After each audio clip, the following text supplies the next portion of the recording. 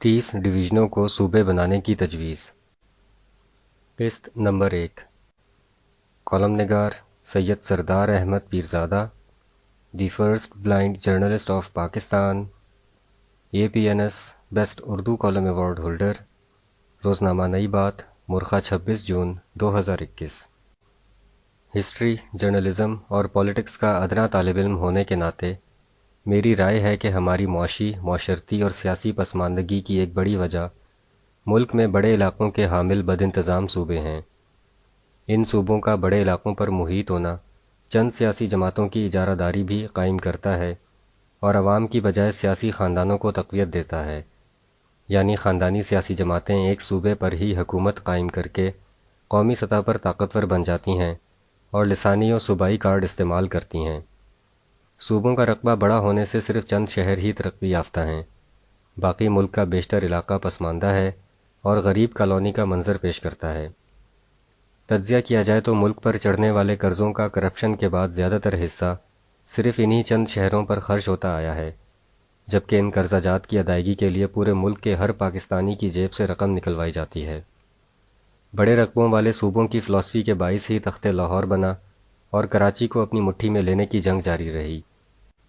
میرے نزدیک 4 بد انتظام صوبوں کی جگہ پاکستان کے موجودہ 30 ڈویژنوں کو صوبوں کا درجہ دینا چاہیے۔ یہ بات ریکارڈ میں ہے کہ ہزارہ، بہاولپور اور جنوبی پنجاب وغیرہ جیسے چند علاقوں کو صوبے بنانے کی بازگشت تو سنائی دیتی ہے، لیکن ملک کے ہر ڈویژن کو صوبے کا درجہ دینے کی فوکسڈ تجویز اس سے پہلے نہیں دی گئی۔ یہ سب کچھ جمہوری اور پارلیمانی طریقے سے آئینی ترامیم کے ذریعے ممکن ہے۔ پاکستان میں اس وقت 4 آئینی صوبے ہیں، جن کے اندر بلوچستان میں 7، پنجاب میں 9، خیبر پختونخوا میں 7 اور سندھ میں 7 ڈویژنز ہیں۔ گویا ملک کے 4 صوبوں میں کل 30 ڈویژنز ہیں۔ اگر ان ڈویژنز کو صوبوں کا درجہ دے دیا جائے تو ملک میں کل 30 آئینی صوبے بن جائیں گے۔ پاکستان کے 30 ڈویژنوں کو صوبوں کا درجہ دینے کے درج ذیل فوری فائدے ہیں۔ نمبر 1، 74 برس کی ہسٹری کو سامنے رکھیں تو ترقیاتی کاموں اور سہولتوں کی فراہمی کا مرکز صوبائی دارالخلافے یا چند بڑے شہر ہی ہوتے ہیں، یعنی متعلقہ صوبائی حکومتوں کی مکمل توجہ صوبائی دارالخلافوں یعنی کوئٹہ، لاہور، پشاور اور کراچی پر مرکوز ہوتی ہے۔ انہی 4 شہروں پر متعلقہ صوبوں کے زیادہ تر وسائل خرچ ہوتے ہیں، جس کی بنا پر 74 برس میں یہ 4 صوبائی دارالخلافے متعلقہ صوبوں کے دیگر شہروں سے بہت آگے ہیں، اور متعلقہ صوبوں کے دیگر شہر صوبائی حکومت کی کم یا عدم دلچسپی، توجہ اور وسائل کی کمیابی کے باعث بہت پیچھے ہیں یا بہت پسماندہ ہیں۔ اگر ہر ڈویژن کو صوبے کا درجہ دے دیا جائے تو نئی صوبائی حکومتوں کے ذریعے موجودہ صوبوں کے پسماندہ اور دور افتادہ علاقے بھی ترقی کی راہ پر گامزن ہو سکیں گے۔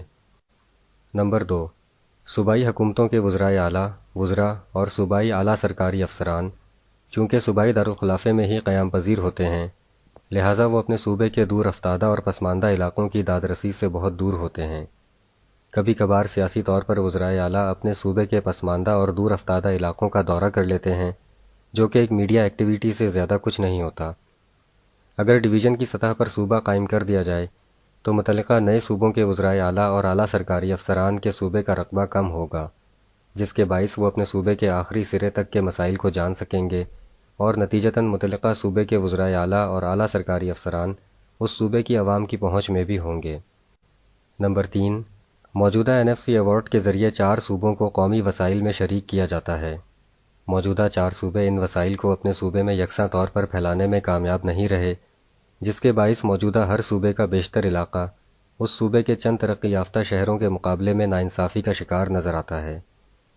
ڈویژن کی سطح پر نئے صوبے قائم ہونے سے NFC ایوارڈ کی تقسیم پورے ملک میں براہ راست ہوگی، اور اس کے فوائد سے ملک کا بیشتر علاقہ جو پسماندہ اور غیر ترقی یافتہ ہے براہ راست مستفید ہوگا۔ NFC ایوارڈ کے موجودہ فارمولے میں آبادی کو بنیاد بنایا گیا ہے۔ نئے صوبوں کے قیام کے بعد NFC ایوارڈ کے فارمولے میں آبادی کے بجائے کم سے کم اور زیادہ سے زیادہ فنڈ فراہم کرنے کی بارڈر لائنیں بنا دی جائیں۔ ڈویژن کی سطح پر نئے صوبے بننے کے بعد بعض صوبوں میں آبادی بہت کم ہوگی۔ اگر آبادی کے فارمولے کے تحت انہیں وسائل فراہم کیے گئے تو ان کے پاس ناکافی وسائل ہوں گے، جبکہ کم سے کم اور زیادہ سے زیادہ وسائل کی بارڈر لائن بنانے سے پسماندہ صوبے بھی ترقی کی طرف تیزی سے گامزن ہو سکیں گے۔ نمبر 4، موجودہ 4 صوبے اپنے وسائل سارے صوبے سے اکٹھے کر کے صوبائی دارالخلافے کی طرف منتقل کرتے ہیں، جبکہ متعلقہ صوبوں کے پسماندہ علاقے وسائل پیدا کرنے کے باوجود غیر ترقی یافتہ رہتے ہیں۔ ڈویژن کی سطح پر نئے صوبے قائم کرنے سے نئے صوبوں کے اندر سے وسائل اکٹھا کر کے اپنے ہی صوبے پر خرچ کرنے سے اس صوبے کا تقریباً تمام علاقہ ترقی حاصل کرے گا۔ جاری ہے۔